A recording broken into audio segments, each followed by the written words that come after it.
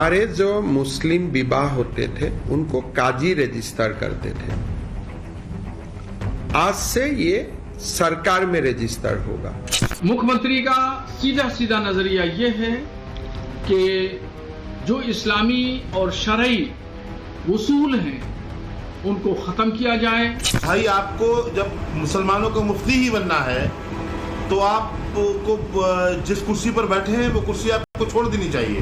हमारी अगर किसी शरीयत में, इस्लामी शरीयत में वो दखलअंदाजी कोई भी मुसलमान हिंदुस्तान का हो या दुनिया के किसी कोने का हो उसमें बर्दाश्त नहीं करता है। असम में छिड़ी ये कैसी रार है? निशाने पर क्यों असम की हिमंता सरकार है? आखिर क्यों विरोधों की भरमार है? जवाब सिर्फ एक है, हिमंता सरकार का नया मुस्लिम मैरिज बिल काफी असरदार है। असम में मुस्लिम विवाह पर जो नया मुस्लिम marriage and divorce registration bill 2024 आया है, उसमें निकाह का रजिस्ट्रेशन अब काजी नहीं करेगा, काजी के बदले सरकार करेगी। असम में बाल विवाह 100% अवैध होगा, नाबालिगों की शादी अब रजिस्टर नहीं होगी। देखिए, हमारे जो मुस्लिम विवाह होते थे उनको काजी रजिस्टर करते थे। आज से ये सरकार में रजिस्टर होगा। और उस बिल में पहले प्रावधान था कि माइनर का भी मैरिज भी रजिस्टर हो सकता है। आज से माइनर का शादी रजिस्ट्रेशन नहीं होगा। तो बेसिकली यही दो प्रोविजन है। असम की हिमंता सरकार के इस बिल से काजी की छुट्टी हो जाएगी। मैरिज रजिस्ट्रेशन अब काजी का काम नहीं रहेगा। यानी असम में अगर मियां बीवी राजी तो सरकार बनेगी काजी। लेकिन बाल विवाह अब 100% बंद है। हिमंता सरकार के इस नए बिल से बात शीशे की तरह साफ हो गई है कि बाली उम्र यानी नाबालिग मुस्लिम लड़कियों के साथ निकाह पर फुल स्टॉप लग गया है। मुस्लिम marriage and divorce registration bill 2024 में दो विशेष प्रावधान हैं। पहला, मुस्लिम शादी का रजिस्ट्रेशन अब काजी नहीं सरकार करेगी। दूसरा, बाल विवाह के पंजीकरण को अवैध माना जाएगा। असम के मुख्यमंत्री हेमंत बिस्वा शर्मा का कहना है कि असम में अब काजी नाबालिग लड़कियों की शादियां रजिस्टर्ड नहीं कर पाएंगे। पहले ऐसा होता था, लेकिन नए बिल के प्रावधान के मुताबिक निकाह के तौर तरीकों में कोई बदलाव नहीं किया गया है। सिर्फ शादी के रजिस्ट्रेशन वाले पार्ट में बदलाव किया गया है। यानी शादी और तलाक अब सिर्फ मैरिज रजिस्ट्रार के दफ्तर में हुआ करेंगे। कैबिनेट से बिल पर हरी झंडी मिलने के बाद हिमंता सरकार ने इस बिल को असम की विधानसभा में पेश कर दिया है, जिसकी वजह से मुस्लिम मौलानाओं से लेकर पूरा विपक्ष बिल के खिलाफ मोर्चा खोले हुए हैं। मौलाना तो एक कदम आगे बढ़कर वार्निंग दे रहे हैं। इस नए बिल में उनको इस्लाम या शरीयत की मुखालफत नजर आ रही है। आरोप लग रहे हैं कि हिमंता बिस्वा शर्मा ऐसे फैसले कर मुसलमानों को टारगेट कर रही हैं।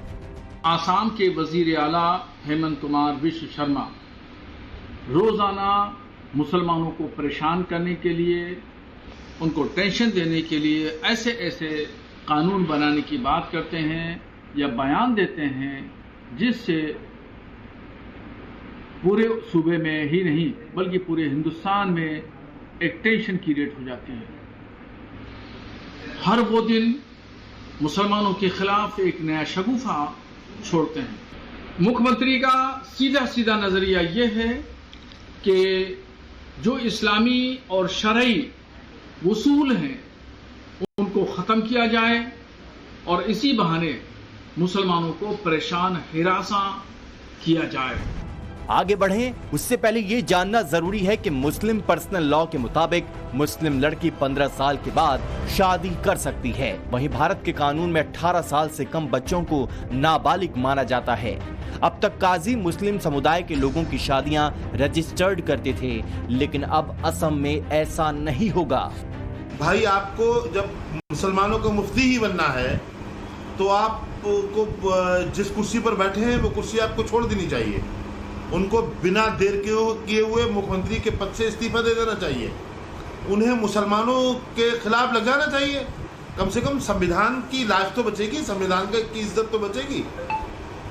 तो संवैधानिक कुर्सी पर बैठकर आप एक समुदाय को इस तरह से टारगेट कर रहे हो। आप मतलब निकाह काजी रजिस्ट्रेशन नहीं कराएगा, कौन कराएगा?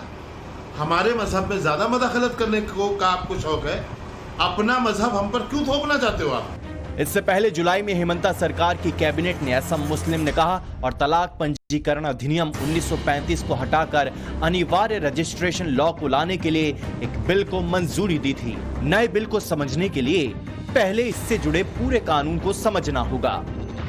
90 साल पहले अंग्रेजों के दौर में असम मुस्लिम निकाह और तलाक पंजीकरण अधिनियम 1935 तैयार हुआ था।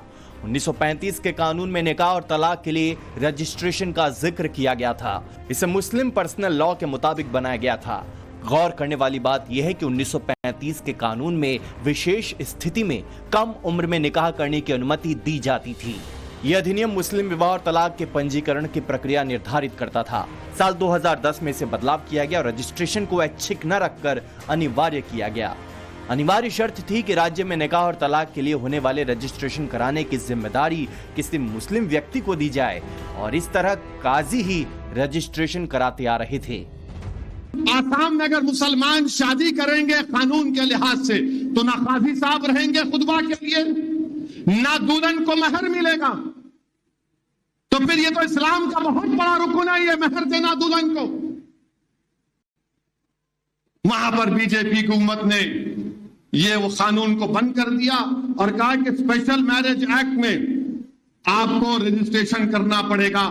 नए विधेयक के कैबिनेट से मंजूरी मिलते ही घमासान तेज हो गया है। विधेयक के सदन में आते ही मुसलमानों का ठेकेदार समझने वाले तमाम मौलाना विरोध में खड़े हो गए हैं।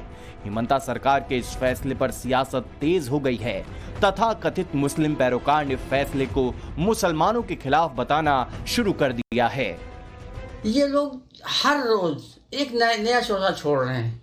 इनके पास और कुछ नहीं, ये वोट लेके इसलिए नहीं गए हैं कि ये इस तरह का काम करें। मुद्दों पे बात नहीं करते, मुद्दों से भटकाने के लिए इस तरह की चीज़ें ये उठाते हैं और उसको वो जो है गुमराह करते हैं आवाम को, पब्लिक को, और परेशान करते हैं। हालांकि उससे होता कुछ नहीं है। वो करना चाहेंगे तो करें, उससे हम पे कोई उससे फर्क नहीं पड़ता है। हाँ, हमारी अगर किसी शरीयत में, इस्लामी शरीयत में वो दखलअंदाजी कोई भी मुसलमान हिंदुस्तान का हो या दुनिया के किसी कोने का हो, उसमें बर्दाश्त नहीं करता है। बेध्यान रखिए। बड़ा सवाल है, क्या नए बिल को लेकर अफवाहें फैलाई जा रही हैं? क्या इस बिल को लेकर मुस्लिम आबादी को गुमराह किया जा रहा है? सवाल यह भी कि बाल विवाह पर अगर ब्रेक लगेगा तो क्या इसका फायदा मुस्लिम समुदाय को नहीं मिलेगा? ऐसे में आगे बढ़ने से पहले इस बिल से जुड़े हर कंफ्यूजन को दूर कर लेते हैं। सवाल है, नए बिल के कानून बन जाने के बाद क्या होगा? जवाब है, निकाह का रजिस्ट्रेशन अब काजी नहीं करा सकेंगे। अगला सवाल है, अब निकाह का रजिस्ट्रेशन कैसे होगा? तो इसका जवाब है, निकाह का रजिस्ट्रेशन सरकार करेगी। फिर सवाल उठता है, क्या इससे बाल विवाह पर रोक लगेगी? जवाब है, बाल विवाह अवैध है, अब बाल विवाह का रजिस्ट्रेशन नहीं होगा। सबसे बड़ा सवाल है, क्या निकाह की रस्मों पर असर पड़ेगा? जवाब है, कोई असर नहीं, सब कुछ पहले की तरह होंगी। आखिरी सवाल, अब तलाक कैसे होगा? तो इसका जवाब है, तलाक के लिए अब कोर्ट जाना होगा। पिछले महीने ही हिमंता सरकार की कैबिनेट ने मुस्लिम विवाह अधिनियम 1935 को रद्द करने की मंजूरी दी थी। अब हिमंता सरकार कुरीतियों को हटाने और मुसलमानों के जीवन को सुधारने के लिए नया विधेयक लाई है, लेकिन विपक्षी दलों को इसमें भी हिंदू मुसलमान नजर आ रहा है। शाम के जितने भी मुद्दे हैं वो केवल हिंदू मुसलमान, मंदिर मस्जिद, भजन कीर्तन, अजान, लव जिहाद, हिजाब, नकाब, मदरसा, फिल्में, मज़ारे, यूसीसी, हलाल प्रोडक्ट, इन्हीं सब के इर्द गिर्द आसाम की राजनीति घूमती रहती है। और जहाँ तक मुस्लिम विवाह के पंजीकरण का सवाल है तो उस पर समाजवादी पार्टी को कोई टिप्पणी नहीं करनी है। आसाम में या देश में भारतीय जनता पार्टी के पास केवल मुद्दे भटकाने वाले हैं। रोजगार के लिए कुछ नहीं है, नौजवानों के लिए कुछ नहीं, किसान मजदूर के लिए कुछ नहीं है। आसाम की सरकार भी उसी राह पे है जिस राह पे भारतीय जनता पार्टी की देश की सरकार है। सवाल है, अगर बाल विवाह की कुप्रथा को रोकने के लिए सरकार कदम उठा रही है तो फिर इसका विरोध क्यों है? विवाह का पंजीकरण अगर सरकार करेगी तो इसमें क्या दिक्कत है? निकाह का रजिस्ट्रेशन काजी से कराने पर अगर रोक लगेगी तो ये कैसे इस्लाम में दखल है? इसे मुस्लिम समाज के लोगों से जान लेते हैं। ये तो अच्छी बात है ना, ये एक रिकॉर्ड हो जाएगा और बेवजह तलाकें नहीं होंगी। क्या कहते हैं, जिसको भी तलाक देनी होगी तो वो पहले एप्लीकेशन देगा, उसके बाद एक पूरा प्रोसीडिंग होगा। जिस तरीके से क्या कहते हैं कानून आए हुए हैं कि भाई आपको तलाक देनी है तो उस तलाक का तरीके को फॉलो करना है। जैसा कि कुरान में अल्लाह का हुक्म भी है कि आप एक साथ किसी को तलाक नहीं दे सकते। जो है वो अच्छे तरीके से अच्छे उसको पता है किस तरह क्या निकाह के क्या क्या उसूल होते हैं, निकाह किस तरह करवाया जाता है, सब कुछ काजी को नॉलेज होने के बाद में ही अपॉइंट किया जाता है। जब आप काजी को ही हटा देंगे, किसी दूसरे को आप अपॉइंट कर रहे हैं, तो उसको वो चीज नहीं पता कि शरीयत में क्या क्या है। असम में विपक्षी दलों के नेता ये आरोप लगा रहे हैं कि सरकार का निकाह रजिस्टर करना एक तरह से मुस्लिमों पर दूसरा मजहब थोपने जैसा है। सवाल फिर वही है, अगर निकाह वाली मनमानी बंद हो जाएगी तो ये शरीयत के खिलाफ कैसे हो जाएगा? मुस्लिम समाज के लोगों से जब ये सवाल किया गया कि बाल विवाह पर रोक लगाना एंटी मुसलमान कैसे हो गया, तो जवाब क्या मिला, इसे भी सुन लीजिए। रजिस्टर्ड करवाती है, निकाह होता है, पर जो जायज तरीका है निकाह का वो हमारे यहाँ यही है कि मौलवी ही निकाह करवाते हैं। उसके अंदर कुछ रूल्स होते हैं जो मौलवी, जो हमारी आयतें होती है वो ही पढ़ते हैं, तो उसके अंदर ये ऑब्जेक्शन उठा नहीं सकते कि ये मौलवी निकाह नहीं करवाएंगे। समुदाय के लिए कानून बनाती है, उस समुदाय के लोगों को अपने साथ लेके मीटिंग की जाए और मीटिंग करके उसको क्लियरेंस किया जाए। क्लियरेंस करने के बाद जो भी उसमें अड़चन आती है उसको दूर किया जाए, उसके बाद कानून बना के लागू किया जाए, जिससे आवाम के अंदर विरोध ना हो, पूरे हिंदुस्तान में ना हो। सवाल ये भी है कि क्या खुद को मुसलमानों का झंडा बरदार समझने वाले मौलाना इस विधेयक का विरोध इसलिए कर रहे हैं ताकि तुष्टीकरण की राजनीति और सियासी दुकान पर ताला न लग सके। सबसे बड़ा सवाल है कि क्या मुस्लिम marriage and divorce registration bill 2024 UCC के लिहाज से बड़ा कदम है, क्योंकि दावे किए जा रहे हैं कि उत्तराखंड के बाद अब असम सरकार भी यूसीसी को लेकर कानून लाने की तैयारी कर रही है।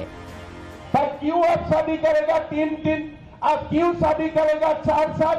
देश में अगर हिंदू एक शादी करता है तो बाकी धर्म का लोग भी एक ही शादी करना पड़ेगा। अब कैसे दोनों 3 शादी करेगा? इसीलिए आज हमें ये बोल रहा हूं कि देश को यूनिफॉर्म सिविल कोड चाहिए, महिलाओं का सम्मान होना चाहिए। अगर घर में एक बेटा है और एक बेटी है, बेटा का भी जो अधिकार है बेटी को भी वो अधिकार मिलना चाहिए। सवाल है कि क्या हिमंता सरकार का नया मुस्लिम marriage and divorce registration bill लागू करने का फैसला ये यूसीसी लागू करने का पहला स्टेप है? सवाल ये भी है कि अगर मुस्लिम महिलाओं के अधिकारों की बात हो रही है तो इससे तथाकथित मुस्लिम पैरोकारों को क्यों दिक्कत हो रही है? आखिर क्यों भाईजान आग बबूला हो रहे हैं? अब रजिस्ट्रेशन का काम सरकार करेगी, जिसका मुस्लिम समुदाय के लोग विरोध कर रहे हैं और हिमंत बिस्वा शर्मा पर डायरेक्ट अटैक कर रहे हैं। 2011 की जनगणना के मुताबिक असम की आबादी में 34% मुस्लिम है। असम के कुल 3.12 करोड़ की आबादी में से 1.06 करोड़ मुस्लिम समुदाय के लोग हैं। दावा किया जा रहा है कि असम की हिमंता सरकार का full focus uniform civil code यानी यूसीसी पर है, लेकिन मुस्लिम समाज इसका जमकर विरोध कर रही है। उनका कहना है कि उनके पास उनका पर्सनल लॉ है और वो उसके साथ आगे बढ़ना चाहते हैं, वहीं यूसीसी को वो अपने धर्म में दखल मानते हैं। गोवा में पहले से यूसीसी लागू है। उत्तराखंड में इसी साल कॉमन सिविल कोड लागू हुआ है। गुजरात में अक्टूबर 2022 से इस पर मंथन चल रहा है। असम में भी इस पर चर्चा चल रही है। जब बीजेपी शासित तमाम राज्य एक एक कर कॉमन सिविल कोड की ओर बढ़ रहे हैं, तब लोगों के मन में अगला सवाल यही से है कि क्या मोदी सरकार भी इसको लेकर आखिरी फैसला लेगी, क्योंकि 24 के चुनाव के दौरान प्रधानमंत्री मोदी ने भी कई दफा इसका जिक्र किया था। बीजेपी ने आर्टिकल 370 को हटाया और हम सीएए लेकर आए। हम वन नेशन वन इलेक्शन के विचार को भी साकार करने का संकल्प लेकर के आगे बढ़ेंगे। बीजेपी यूनिफॉर्म सिविल कोड को भी देश हित में उतना ही आवश्यक समझती है। गोवा में बरसों पहले से यूसीसी लागू है। गोवा के बाद उत्तराखंड वो पहला सूबा बना है जहां की बीजेपी सरकार ने कॉमन सिविल कोड लागू किया है। तमाम सवालों के बीच महीनों के मंथन के बाद पुष्कर सिंह धामी ने इसी साल 13 मार्च को उत्तराखंड में यूसीसी लागू किया था। अब जरा समझिए कि उत्तराखंड में जो यूसीसी लागू हुआ है उसके बाद क्या कुछ बदल गया है। बेटे और बेटी दोनों को संपत्ति में समान अधिकार हो चुका है। इससे फर्क नहीं पड़ेगा कि वो किस जाति धर्म के हैं। अगर किसी व्यक्ति की मौत हो जाती है तो यूनिफॉर्म सिविल कोड के तहत उस व्यक्ति की संपत्ति को पति पत्नी और बच्चों में समान रूप से बांटने का अधिकार देता है। इसके अलावा उस व्यक्ति के माता पिता को भी संपत्ति में समान अधिकार मिलेगा। एक शादी के बाद दूसरी शादी के लिए तलाक अनिवार्य होगा। पति पत्नी को तलाक तभी मिलेगा जब दोनों के आधार और कारण एक जैसे होंगे। केवल एक पक्ष के कारण देने पर तलाक नहीं मिल सकेगा। उत्तराखंड में रहने वाले कपल अगर लिव इन में रह रहे हैं तो उन्हें इसका रजिस्ट्रेशन कराना होगा। अगर लिव इन रिलेशनशिप से कोई बच्चा पैदा होता है तो उसकी जिम्मेदारी लिव इन में रहने वाले कपल की होगी। असम में मुस्लिम मैरिज एंड डिवोर्स एक्ट 1935 का खात्मा और अब मुस्लिम marriage and divorce registration bill 2024 की एंट्री को यूसीसी की तरफ बढ़ते हुए कदम बताए जा रहे हैं। यही वजह है कि मुस्लिमों की रहनुमाई करने वाले मौलानाओं और सियासी जमात में खलबली मची है। प्रधानमंत्री नरेंद्र मोदी ने अपना तीसरा कार्यकाल शुरू होने से पहले ही कहा था कि उनका थर्ड टर्म बड़े फैसलों वाला होगा। अब मोदी इस दिशा में चल पड़े हैं। असम में मुस्लिम मैरिज बिल का विरोध ठीक वैसे ही हो रहा है जैसे सीए यानी नागरिकता कानून को लेकर हुआ था। मुसलमानों में ये भ्रम फैलाने का प्रयास किया गया कि सीए जो है वो नागरिकता छीनने वाला बिल है। इसके आधार पर दिल्ली सहित कई राज्यों में दंगे का सीन क्रिएट किया गया। लोगों को मजहबी आधार पर बांटने का प्रयास किया गया। सीए के खिलाफ में बहुत सारी याचिकाएं सुप्रीम कोर्ट में दायर की गई और एक भी याचिका सुप्रीम कोर्ट में टिक नहीं सकी। असम में नागरिकता संवेदनशील मुद्दा माना जाता है। यहाँ दशकों से बाहरी लोगों के खिलाफ आंदोलन देखने को मिलता रहा है। खासकर सीएए यानी नागरिकता कानून को लेकर हुए प्रोटेस्ट में कई लोगों की जान भी चली गई। 2019 में असम में सीएए के खिलाफ हुए प्रदर्शनों में 5 लोगों ने जान गंवाई थी। राज्य में हिंदू बंगालियों की एक बड़ी आबादी है जो बाहर के देशों से आकर राज्य में बसे हैं।